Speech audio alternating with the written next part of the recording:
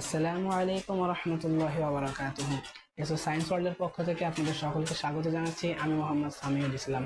তো আজকে আমরা পড়ব এসএসসি ফিজিক্সের একদম প্রথম অধ্যায়, ভৌত রাশি এবং পরিমাপ।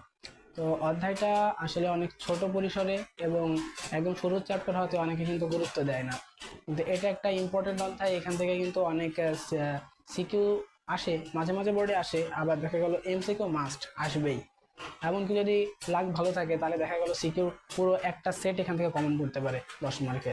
তো এই অধ্যায়টাই পড়ার মতো খুব বেশি কিছু আছে তা না, এটা একটা থিওরি বেসড অধ্যায়। কিছু সিকিউর থিওরি এবং ক্যালকুলেশন মেথড আছে। তো বাদ বাকি কিছু থিওরি পড়াশোনা দিয়ে শুরু, তারপরে পরিমাপ, স্লাইড, ক্যালিপার্স, স্ক্রু গজ এবং ত্রুটির অঙ্ক দিয়ে মোটামুটি অধ্যায়টা শেষ। তো অধ্যায়টা যদি আমরা পড়া শুরু করি তাহলে শুরু থেকে আমরা যে থিওরিটা আছে একেবারে শুরু থেকে শুরু করি, তাহলে অধ্যায়ের প্রথমে আছে পদার্থবিজ্ঞানের পরিসর। তো অধ্যায়ের নামটা কিন্তু ভৌত রাশি এবং পরিমাপ। তো ভৌত রাশি এবং পরিমাপ হওয়া সত্ত্বেও মানে পদার্থবিজ্ঞানের বেসিক, যেহেতু একেবারে এসএসসিতে ফিজিক্স একটা নতুন সাবজেক্ট, সেই ক্ষেত্রে পদার্থবিজ্ঞানের পরিচিতি বা পরিসর এইটা নিয়েই মূলত বইটা শুরু করা হয়েছে। তো পদার্থবিজ্ঞানের পরিসর বলতে যেটা বোঝায় যে পদার্থবিজ্ঞান কতটুকু বিস্তৃত।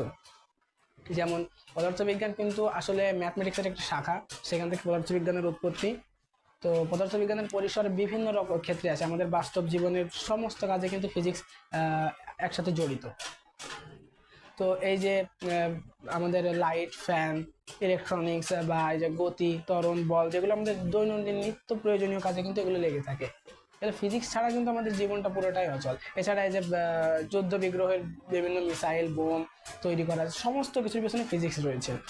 তো পদার্থবিজ্ঞানের পরিসর বলতে আসলে যেটা বোঝায় মেইনলি, পদার্থবিজ্ঞান পদার্থবিজ্ঞানের বিভিন্ন শাখা আছে, মানে পদার্থবিজ্ঞানের ভিতরে বিভিন্ন ধরনের বিজ্ঞান আলাদা আলাদা আলোচনা করেছে। ফিজিক্স কিন্তু একটা বৃহৎ পরিসরের একটা সাবজেক্ট, এখানে কিন্তু আস্তে আস্তে বিভিন্ন শাখা প্রশাখা আছে। তো শাখাগুলো যদি আমরা দেখি, এখানে শব্দবিজ্ঞান, বলবিজ্ঞান, গতিবিদ্যা, আলোকবিদ্যা, তারপরে কোয়ান্টাম তত্ত্ব, তারপরে আণবিক তত্ত্ব ইত্যাদি অনেক সেক্টর ভাগ করা রয়েছে। তা এটাই হলো এক পদার্থবিজ্ঞানের পরিসর। তো পরিসরে এছাড়া পদার্থবিজ্ঞান বিভিন্ন শাখার সাথে সমন্বিত নতুন নতুন সাবজেক্ট তৈরি করেছে, যেমন অ্যাস্ট্রোনমির সাথে মিলে তৈরি হচ্ছে অ্যাস্ট্রোফিজিক্স, বায়োলজির সাথে মিলে তৈরি হচ্ছে বায়োফিজিক্স, সেটা কেমিস্ট্রির সাথে মিলে কেমিক্যাল ফিজিক্স ইত্যাদি বিভিন্ন ধরনের সাবজেক্ট আছে। তো এইটা মূলত এখানে যতগুলো টপিক আমরা দেখতে পাচ্ছি, পদার্থবিজ্ঞানের পরিসর, পদার্থবিজ্ঞানের ক্রমবিকাশ, আদি পর্ব, মধ্য পর্ব, পদার্থবিজ্ঞানের উদ্দেশ্য, এইসব হচ্ছে বইয়ের রিডিং পড়ার বিষয়। এখানে একটু নিজেদের না পড়লে কিন্তু হবে না, সমস্ত কিছু বইয়ের রিডিং পড়ার বিষয়। তারপরেও আমি আস্তে আস্তে করে অল্প অল্প সামান্য কিছু আলোচনা করে দিয়েছি যাতে বুঝতে সহজ হয়, কিন্তু পড়তে হবে, পড়া ছাড়া কোনো উপায় নেই।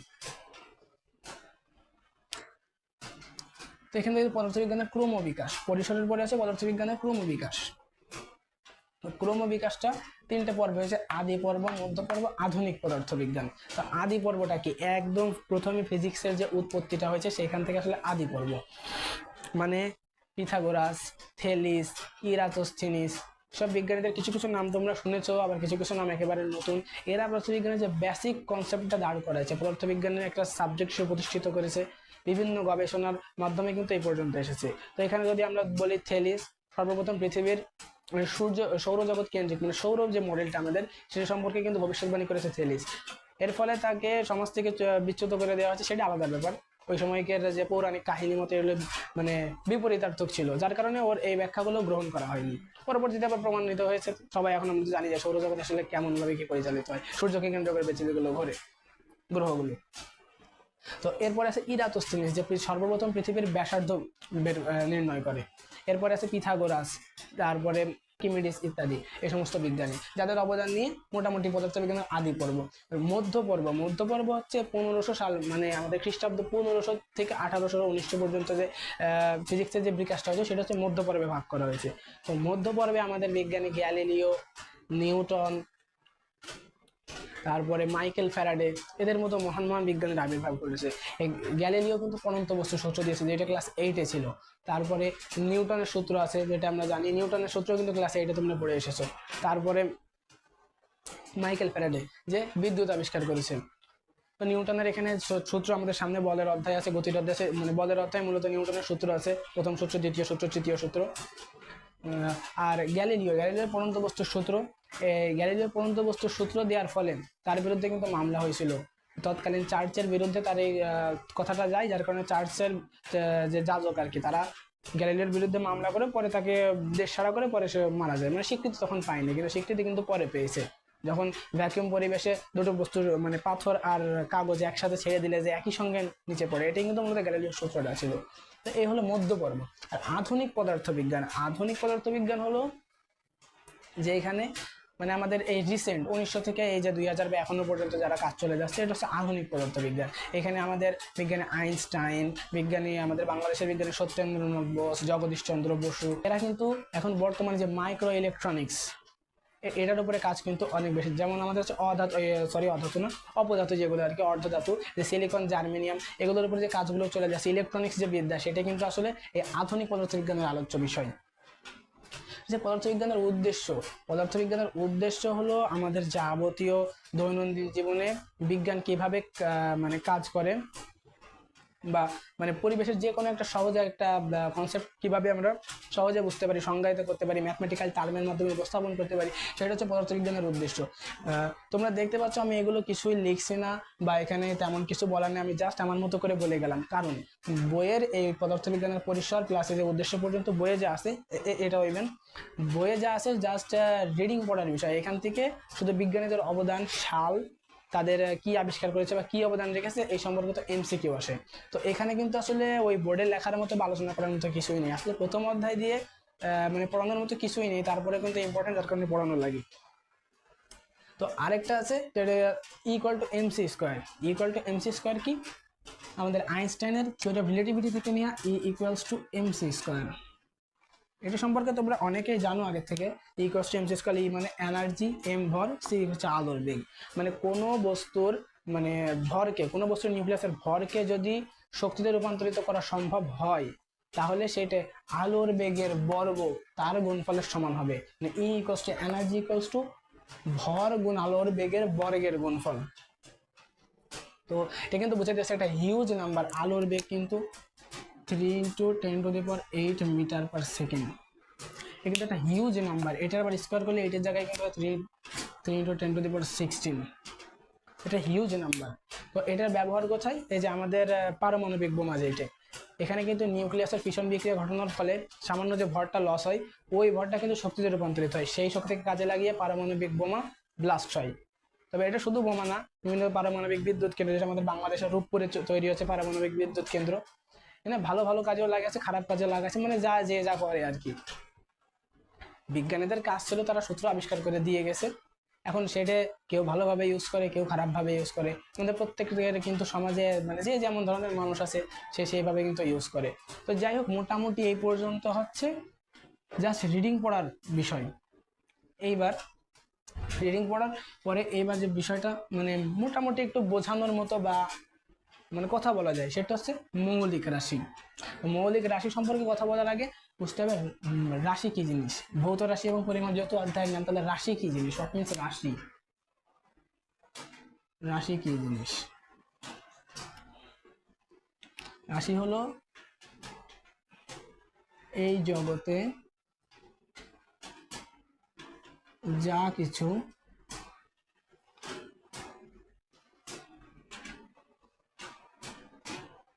পরিমাপ করা যায় তাই হচ্ছে রাশি। মানে আমাদের ভৌত জগতে যা কিছু পরিমাপযোগ্য, যেমন উচ্চতা, ওজন, ভর, তারপরে দৈর্ঘ্য, প্রস্থ, যেগুলো ওজন পরিমাপযোগ্য, এই সমস্ত কিছুকে বলা হয় রাশি। রাশির বিভিন্ন প্রকারভেদ আছে, যেমন দিক বিবেচনায় রাশি দুই প্রকার, ভেক্টর আর স্কেলার। এটি পরবর্তীতে আমাদের আলোচনা আছে। এছাড়া ভেক্টর কিন্তু হায়ার ম্যাথে, এসএসসি এর হায়ার ম্যাথে ভেক্টর নামে একটা অধ্যায় আছে, সেখানে আরো বিস্তারিতভাবে তোমরা জানবা যে ভেক্টর কি।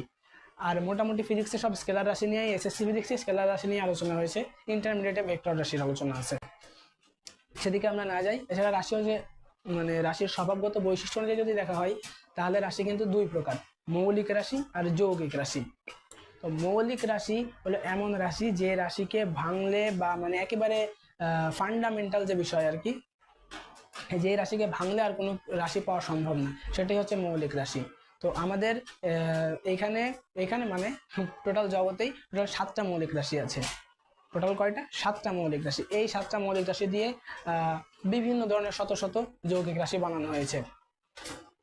মানে যত বড় কঠিন পেঁচানো যা রাশি হোক না কেন, ভাঙলে 7টার বাইরে আর কিছুই পাওয়া যাবে না। তো এই 7টা মৌলিক রাশি সম্পর্কে আমাদের জানতে হবে। তাহলে মৌলিক রাশি হচ্ছে 7টা।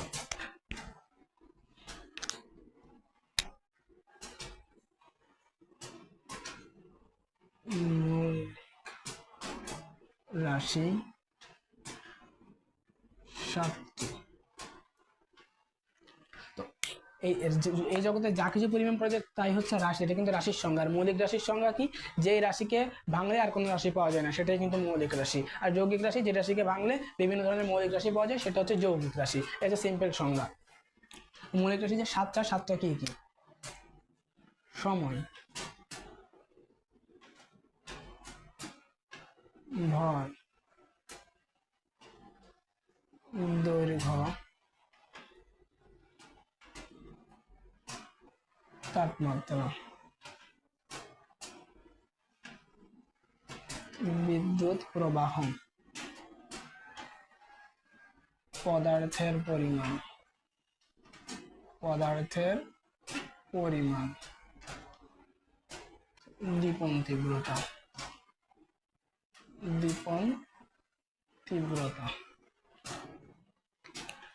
তো সময়ের একক কি? সময়ের একক সেকেন্ড। এই জায়গায় এককে আসার আগে মূলত একক প্রকাশের কিন্তু বিভিন্ন পদ্ধতি আছে। এমকেএস পদ্ধতি আছে, এফপিএস পদ্ধতি আছে, যেটা ব্রিটিশ পদ্ধতি, যেখানে পাউন্ড পরিমাপ করা আছে। সিজিএস পদ্ধতি আছে। কিন্তু আমাদের এতগুলো পদ্ধতি, একক অঞ্চলে এক এক পদ্ধতি প্রচলিত, কিন্তু এই পদ্ধতি আমরা লোকালভাবে আঞ্চলিকভাবে কিন্তু এটা নিয়ে কাজ করলে আমাদের কোনো সমস্যা হয় না। কিন্তু এখন যেহেতু কমিউনিকেশন সিস্টেম এতটা উন্নত, পুরো বিশ্বের সাথে যখন আমাদের কমিউনিকেশন করা লাগে, ফিজিক্স নিয়ে কাজ করা লাগে, গবেষণা করা লাগে, তখন কিন্তু এই ভিন্ন ভিন্ন পদ্ধতি পরিমাপ করলে কিন্তু বড় মিল পাকাই যাবে। যার কারণে একটা পদ্ধতিকে স্বীকৃতি দেওয়া হয়েছে। তো সেই পদ্ধতিটা কি? এসআই পদ্ধতি। সেই পদ্ধতির নাম কি? এসআই পদ্ধতি। আমি এখানে লিখি এসআই পদ্ধতি।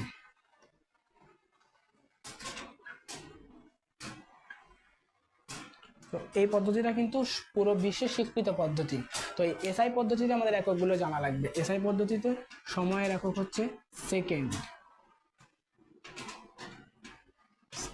প্রকাশ করা হয় এস দিয়ে। ভরের একক কিলোগ্রাম। সিজিএস পদ্ধতিতে কিন্তু গ্রাম হয়, ঠিক? কিলোগ্রাম। দৈর্ঘ্যের একক মিটার। তাপমাত্রার একক কেলভিন। তাপমাত্রা কিন্তু তোমরা ক্লাস 8-এ পড়েছো সেলসিয়াস, কেলভিন, ফারেনহাইট, কিন্তু এসআই এককে কিন্তু শুধুমাত্র কেলভিন। বিদ্যুৎ প্রবাহ অ্যাম্পিয়ার। পদার্থের পরিমাণ মোল। দীপন তীব্রতা ক্যান্ডেলা।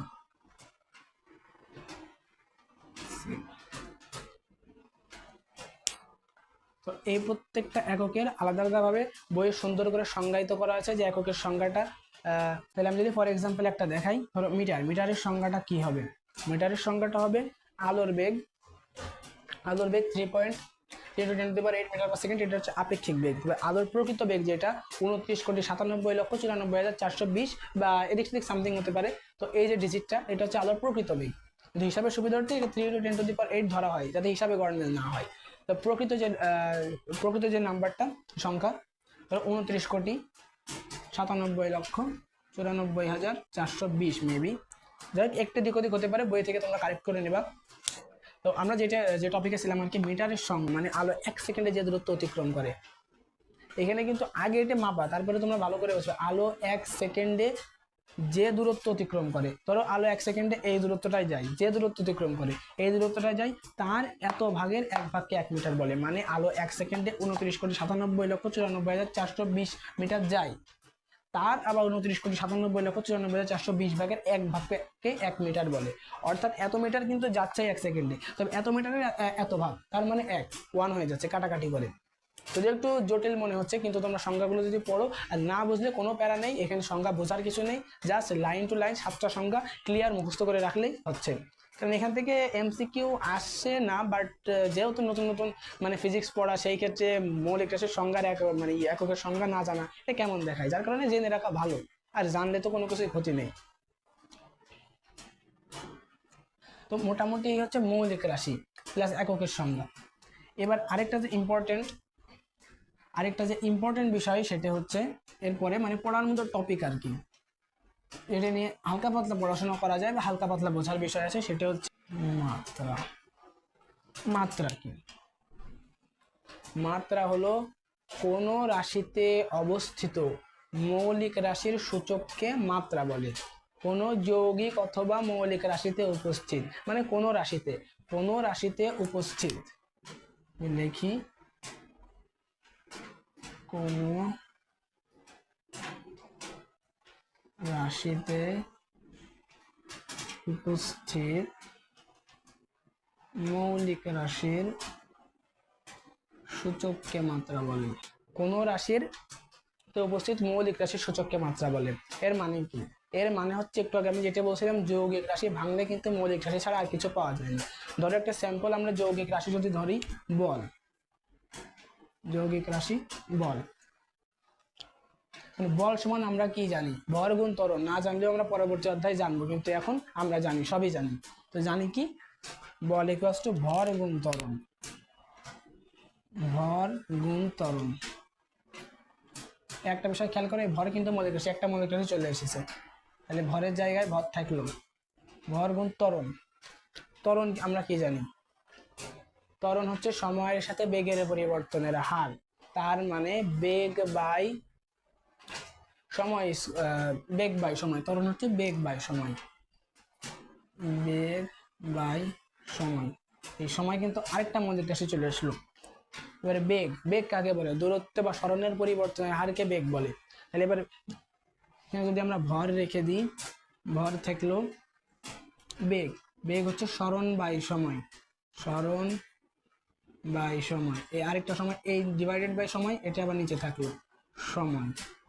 অতএব এইবার যদি আমরা এর মাত্রা লেখা শুরু করি, ভরের মাত্রা হচ্ছে এম ইন্টু সরণের মাত্রা এল, নিচে সময়ের মাত্রা টি, নিচে আরেকটা সময়ের মাত্রা টি, ইকুয়ালস টু এটা লেখা যায় এম এল।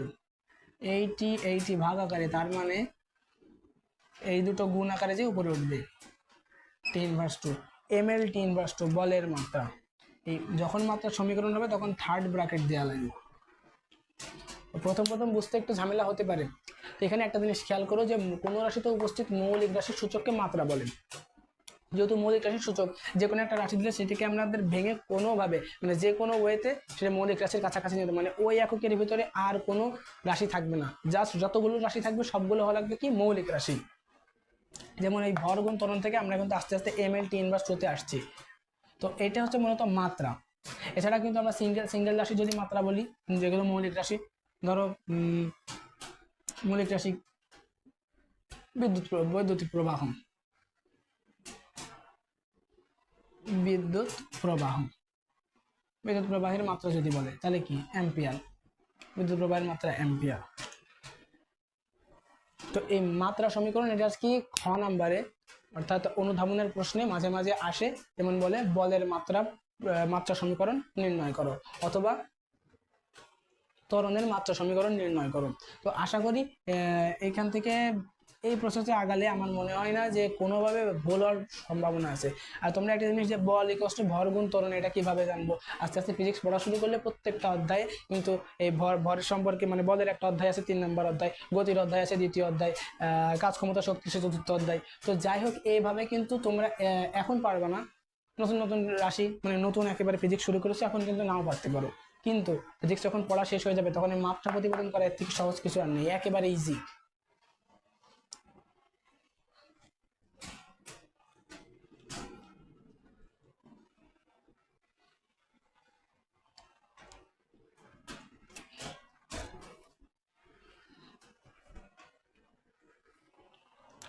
তো এইখানে আরেকটা জিনিস সেটা হলো উপগণিতক নামে একটা বিষয় আছে। বা গুণিতক বা উপগুণিতক। সেটা আমি আসলে বোঝানোর আগে সেটা লিখে নিই, তাহলে তোমাদের বোঝাতে সুবিধা হবে। আগে সুন্দর করে লিখে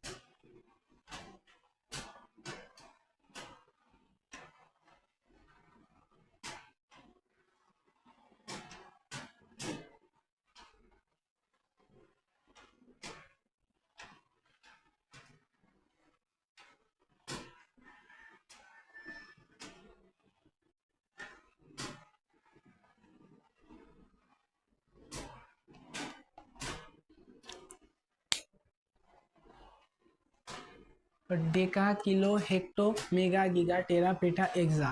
এটা ছোটোর থেকে বড়তে গেছে। Deci, centi, milli, micro, nano, pico, femto, এটো। এটা কিন্তু বড় থেকে ছোটোতে এসেছে। আসলে বিষয়টা কি? বিষয়টা হলো, ধরো কেউ তোমাকে জিজ্ঞেস করলো 1 মিটার ইকুয়ালস টু কত সেন্টিমিটার। আমরা কিন্তু ইজিলি বলি 1 মিটার ইকুয়ালস টু 100 সেন্টিমিটার। এটা কিন্তু আমরা সবাই জানি। কিন্তু তোমাকে যদি এখন কেউ বলে 1 মিটার ইকুয়ালস টু কত মাইক্রোমিটার, তুমি কিন্তু হা করে তাকাই থাকবে, সে মাইক্রোমিটার তো জানি না। ধরলাম মাইক্রোমিটারও তুমি জানলে, কোনো ধরনের বায়োলজির একটা চ্যাপ্টার পড়েছো, তার কারণে মাইক্রোমিটার সম্পর্কে তোমার একটা আইডিয়া আছে অনুযায়ী পড়তে যে বুঝলাম। কেউ যদি বলে 1 মিটার ইকুয়ালস টু কত এক্সামিটার, তখন তো হা করে তাকায় থাকা ছাড়া আর কোনো উপায় নেই। তো এর জন্যই আমাদের একেবারে এই অধ্যায়ের ইম্পর্টেন্ট একটা, মানে আমি বলবো মোস্ট ইম্পর্টেন্ট একটা ছক। এটা বইতে ছক আকারে সাজানো আছে। তারপরে আমি কেন এখানে লিখলাম, কেন মানে এটা বোঝার একটা বিষয় আছে। আর এখান থেকে এমসিকিউ কিন্তু মানে আসেই বলা যায়, আর না আসলেও এখানকার এই মেথডটা আসলে খুবই গুরুত্বপূর্ণ প্রত্যেকটা ক্ষেত্রে, ম্যাথ সলভিংয়ে প্লাস ফিজিক্স পড়ার ক্ষেত্রে, কেমিস্ট্রি, মানে যে কোনো জায়গায় তোমার এটা লাগে। এমন ইভেন বায়োলজিতে যখন তোমরা জেনেটিক্সের অধ্যায় পড়বা, তখন অ্যাংস্ট্রমের ওই জায়গায় এইগুলি তো আকারে কিন্তু লেখা থাকে, মানে বৈজ্ঞানিক সংখ্যা আকারে যখন লেখা থাকে তখন এগুলো কিন্তু কাজে লাগে। তো যাই হোক, ওদিকে কথা না বাড়ায় আমরা যদি এটা বোঝার চেষ্টা করি তাহলে হবে। এখানে সব 10 যদি আমরা দিই, 10 10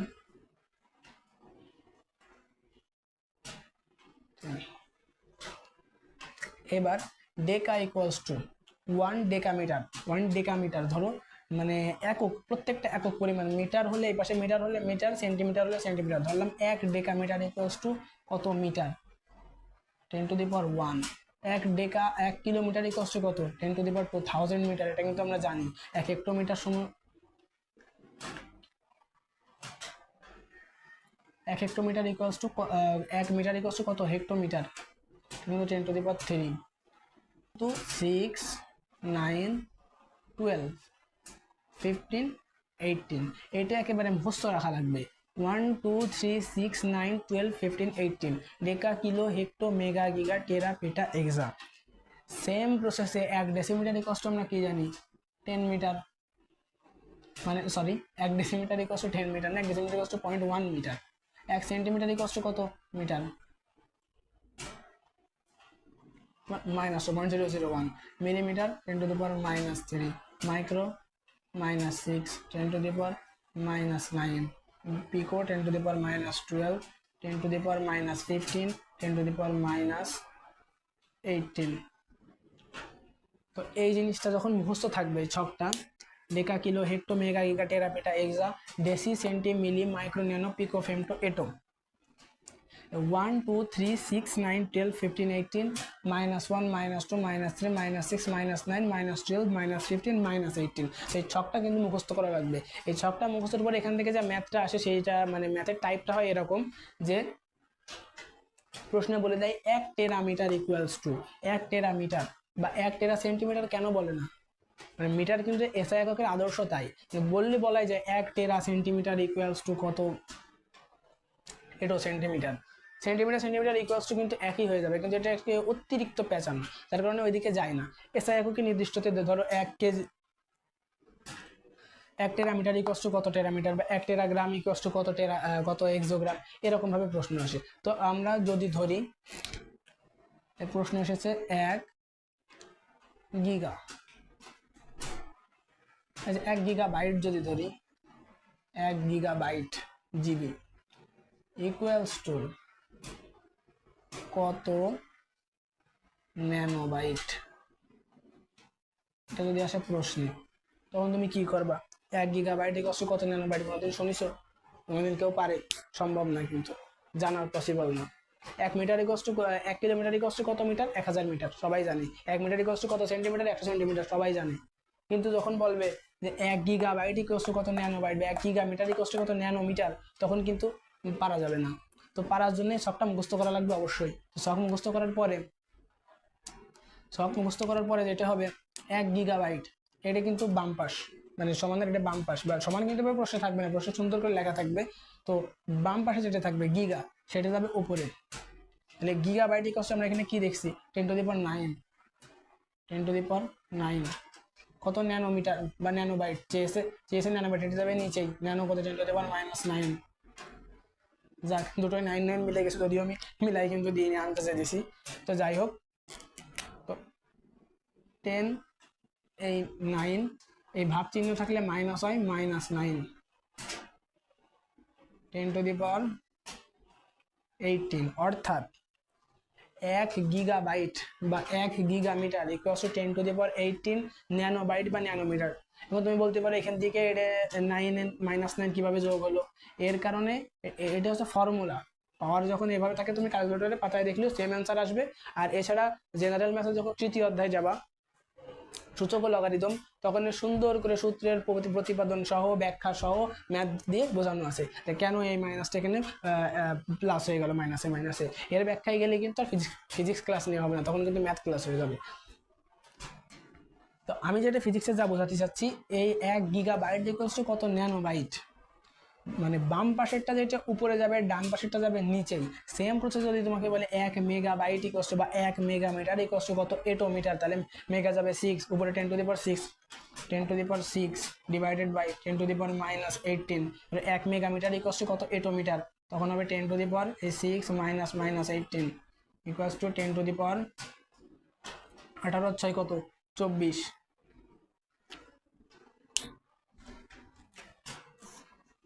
এই না হয়ে যদি সেম প্রসেসে ছোটটা যদি আগে বলে 1 এটোমিটার ইকুয়ালস টু কত, এটা যদি রিভার্স ডিরেকশনে যায় 1 ন্যানোমিটার ইকুয়ালস টু কত গিগাবাইট, তখন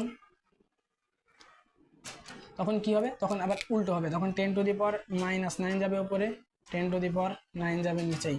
তখন কি হবে? 10 to the power -9 equals to 10 to the power -18, মানে 1 nanobyte equals to 10 to the power -18 gigabyte. আশা করি বুঝেছো। তারপরে লাস্ট আমি আর একবার সামারাইজ করে দিচ্ছি। ছকটাকে সর্বপ্রথম মুখস্থ করে রাখতে হবে। Deca, kilo, hecto, mega, giga, tera, peta, exa, 10 to the power 1 2 3 6 9 12 15 8 10, deci, centi, milli, micro, nano, pico, femto, atto, 10 to the power -1 -2 -3 -6 -9 -12 -15 -18। তো এই ছক যখন আমার মুখস্থ, এবার প্রশ্নে আমাদের যাই বলুক না কেন, দেখতে হবে বাম পাশে কি 1 কিলোমিটার বলেছে, 1 মেগামিটার, 1 গিগামিটার, নাকি 1 ডেসিমিটার, 1 মাইক্রোমিটার, 1 ন্যানোমিটার। বাম পাশে কি আছে আগে আমরা উপরে পাতাবো। মানে এটা সিকিউতে তোমার আসে না যে তোমার সুন্দর করে লাইন বাই লাইন সাজায় লেখা লাগবে যে আসলে আমার কি বলেছে, এই 1 মাইক্রোমিটার ইকুয়ালস টু এত, 1 গিগামিটার ইকুয়ালস টু এত। জাস্ট রাফ খাতায় যখন এমসিকিউতে আসবে, রাফ খাতায় দেখতে বাম পাশে কি আছে। গিগামিটার মানে 10 টু দি পাওয়ার 10 উপরে, মানে সরি 10 টু দি পাওয়ার 10 বলছে, গিগামিটার হচ্ছে 10 to the power 9, 10 to the power 9 উপরে। যদি বলে 1 মাইক্রোমিটার 10 টু দি পাওয়ার -6, এটা যাবে উপরে। এবার দেখবে ডান পাশে কত, যে 1 গিগামিটার ইকুয়ালস টু কত সেন্টিমিটার বলেছে, মাইক্রোমিটার, মিলিমিটার, মিটার, না কি বলেছে, যেইটা বলবে সেইটা আমরা ছকে খুঁজে বের করতে হবে। মাইক্রো বললে -6, পিকো বললে -12, সেটা যাবে নিচেই। সেম প্রসেসে এই ছোটটা কিন্তু আগে বলতে পারি 1 মাইক্রোমিটার ইকুয়ালস টু কত মেগামিটার, তাহলে আমার -6 উপরে যাবে, +6 নিচেই যাবে। 1 পিকোমিটার ইকুয়ালস টু কত এক্সামিটার, তখন -12 যাবে আমার উপরে, 18 যাবে নিচেই। যে অ্যান্সারটা আসবে সেটা হবে কাঙ্ক্ষিত অ্যান্সার। তো এইখান থেকে একটা এমসিকিউ যদি আসে, এটা পারাটা একটা সায়েন্সের স্টুডেন্টের মানে প্রাথমিক বৈশিষ্ট্য বা মানিজ্যতের ব্যাপার, যে কেন সে পারবে না। অনেকে এই ছকটা কিন্তু অবহেলা করে, আমি নিজে দেখেছি। এখান থেকে এমসিকিউ মানুষ উল্টোপাল্টা একেবারে গোলায় ফেলে। খুব ভালো স্টুডেন্ট, ছকটা সুন্দর করে পড়িনি, ব্যাস কট খেয়ে গেছে জায়গায়। তো তো আজকের জন্য লাস্ট মানে মোটামুটি থিওরি যা ছিল আলোচনা করা শেষ।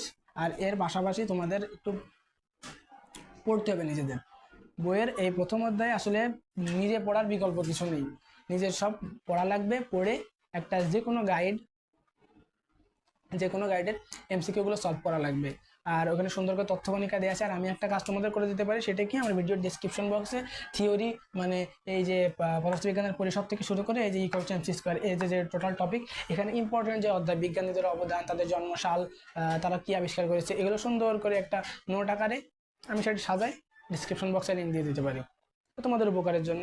যদি ভালো না লাগে তাহলে তোমাদের বাসায় গাইড বই থাকলে সেখান থেকে পড়বা, কোনো আপত্তি নেই, জাস্ট পড়া লাগবে, পারা লাগবে, এটাই হচ্ছে মূল কথা। আর আজকে লাস্ট একটা বিষয় যেটা আসলে মানে একেবারে ফাউ টপিক, এখান থেকে এমসিকিউ যদি বোর্ডের খুব মানে স্যার যদি একটা অলস স্যার বোর্ডে বসে পড়ে প্রশ্ন করতে দিচ্ছে, খেয়ে কাজ পাচ্ছে না, যার কারণে এখান থেকে একটা এমসিকিউ তুলে দেয়। তবে এটা আসলে জানার বিষয় কি, বৈজ্ঞানিক প্রতীক লেখার নিয়ম। বৈজ্ঞানিক প্রতীক লেখার নিয়ম লিখতে হবে ক্যাপিটাল লেটারে। মানে আমি এখন ওই ব্যাখ্যা বিশ্লেষণে যাচ্ছি না, জাস্ট সিম্পলি দুই একটা পয়েন্ট আমি বলে দেখাই দিচ্ছি। এটা বইয়ে আবার সুন্দর করে 1 পৃষ্ঠা লেখা আছে, লিখতে হবে ক্যাপিটাল লেটারে, মানে বলের প্রতীক এফ, ক্যাপিটাল লেটারে লিখতে হবে, ভালো কথা। এরপরে কি আছে,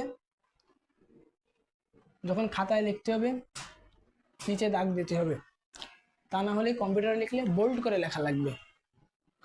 তারপরে কোনো বিজ্ঞানী যে আবিষ্কার করবে তার নামের প্রথম অক্ষর দিয়ে বা তার সাজেস্টেড বিষয় আশায় দিয়ে বৈজ্ঞানিক প্রতীকের নামকরণ করতে হবে। এই যেরকম ধরো ফারেনহাইট, সেলসিয়াস, কেলভিন, এই বিজ্ঞানীদের নাম অনুসারে এদের নাম হয়ে গেছে। বিজ্ঞানী নিউটনের নাম অনুসারে বদের একক নিউটন হয়ে গেছে। তারপরে যা আছে মানে বৈজ্ঞানিক প্রতীক লেখার নিয়ম, এখানে নিচে বোল্ড দাগ দেওয়া লাগবে অথবা বোল্ড করে লেখা লাগবে। তারপরে তাদের নামের পাশে সাল উল্লেখ করা লাগবে। যদিও এই সমস্ত নিয়মকানুন কেউ মানে না, জাস্ট বইয়ে একটা দিয়ে রেখেছে। তোমার যদি ভালো লাগে তাহলে কোনো এক সময় আস্তে করে 2-5 মিনিট একটু পড়ে দেখতে পারো। আর তা না ভালো লাগলে এখান থেকে এটা যদি টোটালি আমি এখান থেকে ক্রস দিয়ে দিই, একেবারে এটা লাগবে না, তাতে তোমার কোনো প্রকারের ক্ষতি হবে না, কোনো দিনও এখান থেকে প্রশ্ন আসবে না, আমি বলে দিলাম। একটা এমসিকিউ আসতে পারে, তো ওই যে এমসিকিউটা যদি আসে ভুল করে, এতদিন তুমি 2 বছর যে ফিজিক্সটা পড়বা বৈজ্ঞানিক পথে কীভাবে লেখা হয় সেটা তোমার অটো অনুধাবনে চলে আসবে, অবজারভেশন পাওয়ারে চলে আসবে। আসলে নতুন করে পড়ে মুখস্থ করে পারার মতো কিছু না। তো যাই হোক, আজকের ক্লাস আমি এই জায়গায় মানে স্টপ করছি। আগামী ক্লাসে আমরা যেটা পড়বো সেটা হচ্ছে এই অধ্যায়ের মানে সিকিউ অ্যান্সার করার যে টপিক, এগুলো ছিল এমসিকিউ। এখান থেকে মানে এটা বলতে গেলে আমার বিরক্ত লাগে, সেটা হচ্ছে এমসিকিউ না, জাস্ট অধ্যায় বা এসএসসি নতুন তোমরা শুরু করছো, ফিজিক্স নামে একটা অধ্যায়, মানে ফিজিক্স নামে একটা বই পাচ্ছ নতুন, একটা সাবজেক্ট পাচ্ছ নতুন, যার কারণে ফিজিক্সের একটু টুকটাক পরিচিতি এই নিয়ে মূলত প্রথম অধ্যায় সাজানো হয়েছে, আর প্রথম অধ্যায়ের প্রথম পার্ট। এবার আগামী ক্লাসে আমরা যেটা পড়বো সেটা হচ্ছে স্লাইড ক্যালিপার্স। আগামী ক্লাস থেকে মূলত পড়াশোনা শুরু, স্লাইড ক্যালিপার্স। আর তার সাথে পরে আছে স্ক্রু গজ আর পরিমাপের ত্রুটি। এই দিয়ে মোটামুটি অধ্যায় শেষ। তো যাই হোক, আশা করি ক্লাসটা ভালো লেগেছে। আমি মানে যতটুকু আমার দ্বারা সম্ভব আর কি সেইভাবে বোঝানোর চেষ্টা করেছি, তারপরে মানুষ মাত্রই ভুল হয়, ত্রুটি থাকতেই পারে। তো যাই হোক, আশা করি সবার উপকার হবে। আর তোমরা অবশ্যই আমাদের ফেসবুক পেজে জয়েন হয়ে যাবা এবং ইউটিউব চ্যানেলটা অবশ্যই সাবস্ক্রাইব করে রাখবা। তো আজকের ক্লাস এই পর্যন্তই। আসসালামু আলাইকুম ওয়া রাহমাতুল্লাহি ওয়া বারাকাতুহু।